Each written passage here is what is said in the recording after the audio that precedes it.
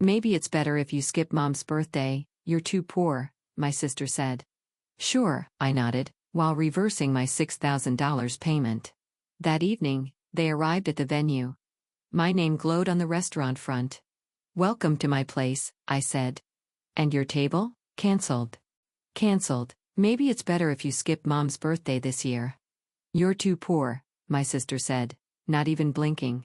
I laughed. I actually laughed because I thought it was a joke. Come again? I asked, setting down my coffee. You know what I mean? She said, flipping her hair like we were in a shampoo commercial. It's a high-end place, classy. No offense, but showing up in your thrift store blazer might kill the vibe. Oh, no offense at all, I said, my voice dry as dust. She leaned back on Mom's couch, stretching her legs like she owned the house, which, to be fair, she kinda did. Everything was always hers. Attention, gifts, money, praise. I just existed to make her look better by comparison. Honestly, she continued, it's just easier if you don't come. No hard feelings. You can just, send something. I was sending something, I said slowly. $6, actually, to cover half the dinner. Her face twitched for half a second, that tiny panic people get when they realize they may have messed up. I smiled. Took out my phone. Tap.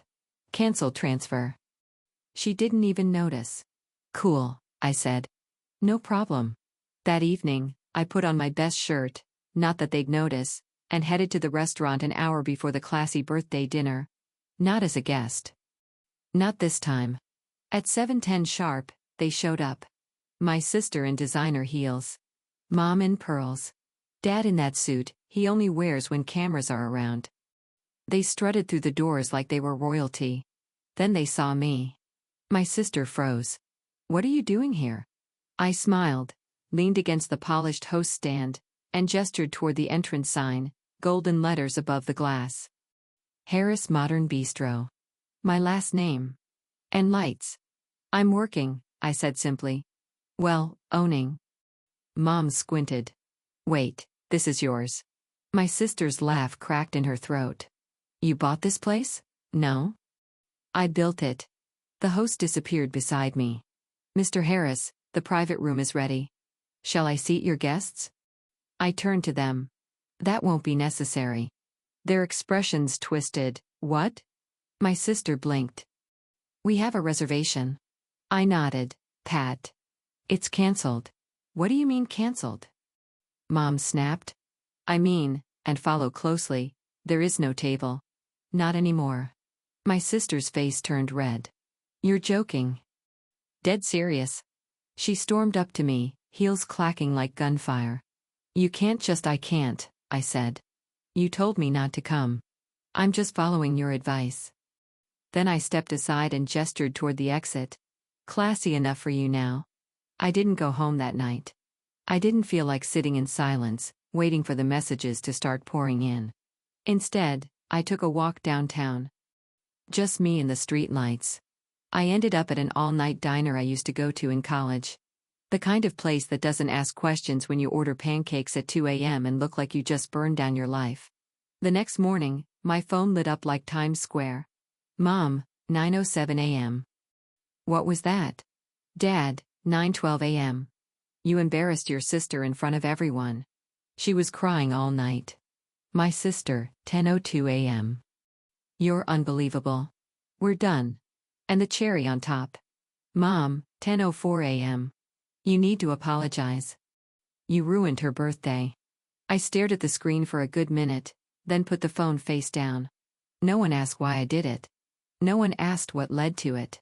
They just knew their golden girl had been humiliated, and that couldn't be allowed. By Monday, I was uninvited from the family group chat. Real subtle.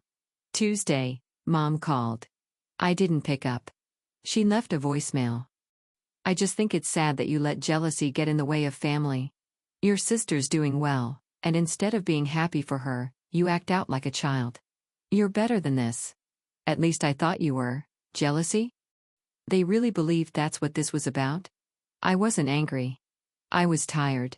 Exhausted, honestly. Because this wasn't new. This had been going on for years. You're always the reliable one, Mom used to say, back when I was still useful. That's what it started as, small things. Picking up groceries. Co-signing a loan just to help her get approved. Paying for Dad's new tires because money's tight right now. Every favor added up, quietly, slowly.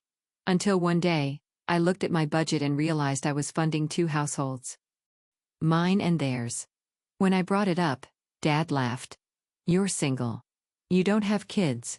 What else are you spending money on? Then came the real gut punch, a call from my bank. Mr. Harris, we need to verify a recent change of address on your premium card ending in 8832. I don't have a premium card. Silence. Then paper shuffled. It was opened under your name 3 weeks ago. Address listed is 41 Briar Lane, that's my parents' house. I drove over. I didn't knock, just walked in. They were in the kitchen, calm as ever. Hey, honey, Mom said, not even looking up. We weren't expecting you. I noticed, I said. You opened a credit card under my name? The silence that followed was deafening. What are you talking about? Dad asked. I pulled out the letter and dropped it on the table. Mom's face twitched just for a second, then she sighed. It's not what you think. Really? Because I think it's fraud. Dad scoffed. Don't be dramatic. It's not like we were using it for fun. Who's it we? No one answered. I turned to my sister who was suddenly very interested in her nails. You. She shrugged. I needed to book the venue. I didn't think it would be a big deal. Didn't think? Are you insane? It's just temporary, she snapped. You've got money. Stop acting like a victim. Victim, I repeated. You steal my name, run up debt, shut me out of the dinner I paid for, and I'm the problem? Mom stepped in, her voice cool. Lower your voice. Why? Afraid the neighbors will hear what perfect little Lila did. She was under pressure, Mom said sharply. And honestly, you were kind of cold the other night. I stared at them. These people, my family, acting like I should be apologizing for being robbed. And that's when it hit me. They didn't see me as family.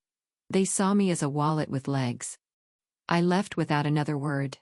That night, I checked my credit report. Not one new account. Not 2, 3. One of them had a balance of nearly $8,000 charged at wedding boutiques, restaurants, and one luxury spa experience 2 towns over. And every charge was dated before the birthday dinner. They had the audacity to call me poor while using my name to live rich. That's when something inside me snapped, not in rage, in clarity. They wanted a war? They had no idea what I had planned. I waited for the perfect moment, and that moment was Grandma's Sunday brunch, the one family gathering where no one could say no. Cousins, uncles, even the family friends that were practically relatives, they'd all be there.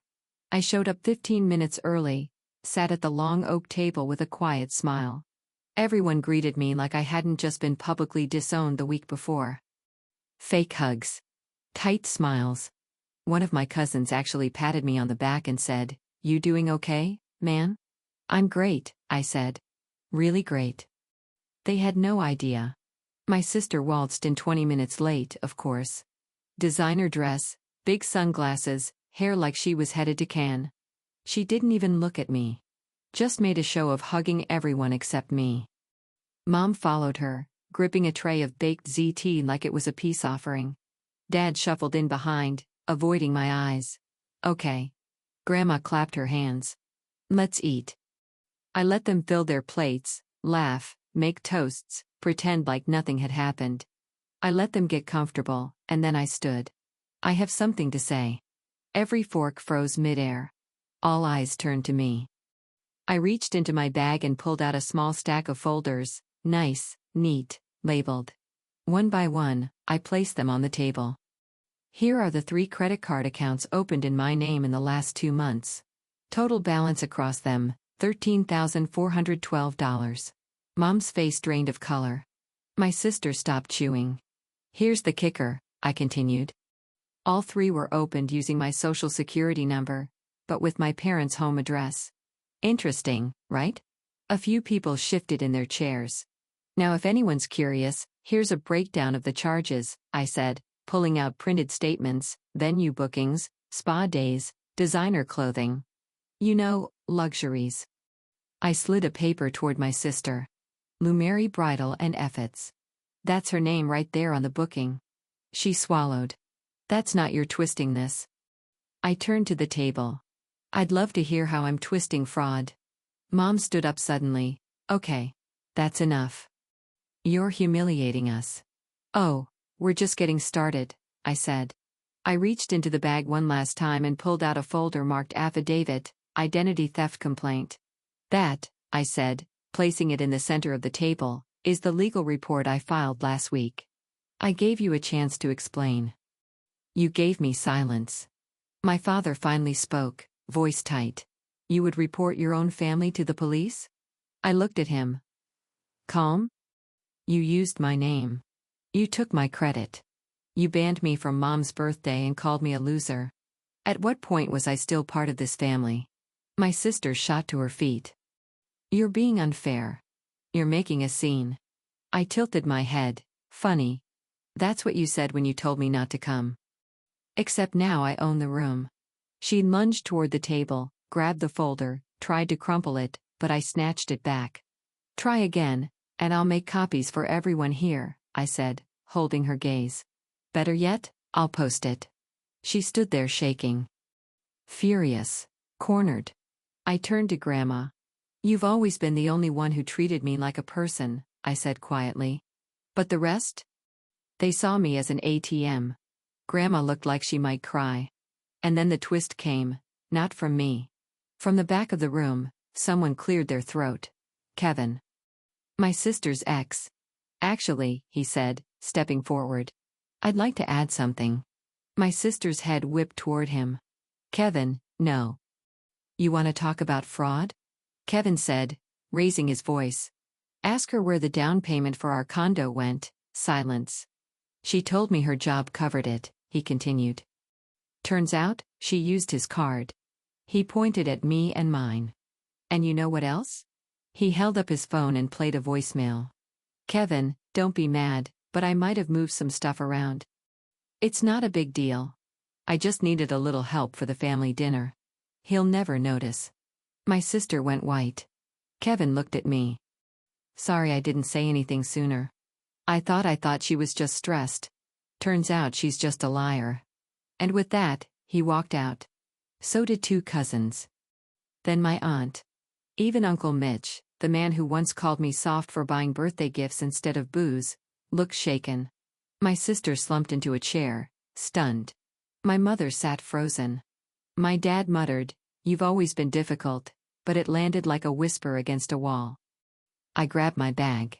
I'm done, I said. Don't call me. Don't text me. Don't ask me for one more thing. Then I walked out. And this time, no one stopped me. 3 days of silence. No fake apologies. No fake love. No fake family. It was the quietest my phone had ever been. I thought I'd feel relieved. I did. But I also felt something else. Anger. Not the loud kind. Not the kind that burns. The cold kind. The one that settles into your bones and makes you see everything for what it is. On the 4th day, the phone buzzed. Mom. Enough, Lucas. You've made your little statement. Now come back to your senses. We're family, family. That word again. The same one they always pulled out like a weapon. Sharp but manipulative, hollow. An hour later, Dad. She's your sister. You humiliated her. You don't come back from that. Good, I thought. I don't want to. Then the real kicker. Lila, my sister. I hope you're proud. You destroyed Mom. You'll regret this. I didn't reply. Not to a single one. I wasn't the problem. I was the wake-up call. That weekend, I drove out of town. No destination. Just air, space, and time without guilt. I turned off my phone, left it in the glove box, and blasted old music I used to love before my life became a charity project. I slept at a motel that smelled like old wood and freedom. I bought pancakes and coffee the next morning and ate slowly, like I had nowhere to be because I didn't. For once, no one needed me. It was beautiful. Then, on Monday, the twist came. I got a call from a number I didn't recognize. I almost declined it, but something made me swipe answer. Hello. A pause. Then a man's voice, cautious, tired. Is this Lucas Harris? Yes. Who's this? My name's Andrew Talbot. You don't know me, but I think we have something in common. He sounded like someone who'd been dragged through hell and barely made it out. Did your sister ever live in Denver? I sat up. Yeah. About 4 years ago. Then I need to talk to you. We spoke for 2 hours. Andrew had dated my sister briefly, months before her big fresh start move back home. They'd split up after she borrowed his credit card and racked up over $3,000 in luxury salon treatments and electronics. When he confronted her, she cried, blamed him for making her feel insecure, then ghosted. He never pressed charges. She promised she'd pay him back. She never did. She changed cities instead and names. Turns out she'd briefly started going by Lila Preston, her middle name and mom's maiden name. A new persona, a cleaner slate. And I wasn't the first one she dragged into financial messes under that alias. Andrew found me after a friend sent him a screenshot of my story. It had made rounds on social media. Someone from the brunch had posted about it anonymously. Brother exposes sister for using his name to fund family party. The post went viral in one corner of Reddit. He recognized her instantly. I thought I was the fool, he told me. Turns out, I was just first, and now I was last. Because I wasn't going to let her do it again. The next morning, I called my lawyer and asked him to amend my report. I've got a witness, I said. And a pattern. He whistled. This changes everything. Then I called Andrew back and thanked him sincerely. You didn't deserve what she did to you, I said. He paused, then said something I'll never forget. Neither did you, but you did what I was too scared to. You stopped her. Later that week, I checked my email. One unread message. Subject line, Lila, please. I opened it. You've ruined me. I lost my job. My boyfriend dumped me. I'm living in mom's basement.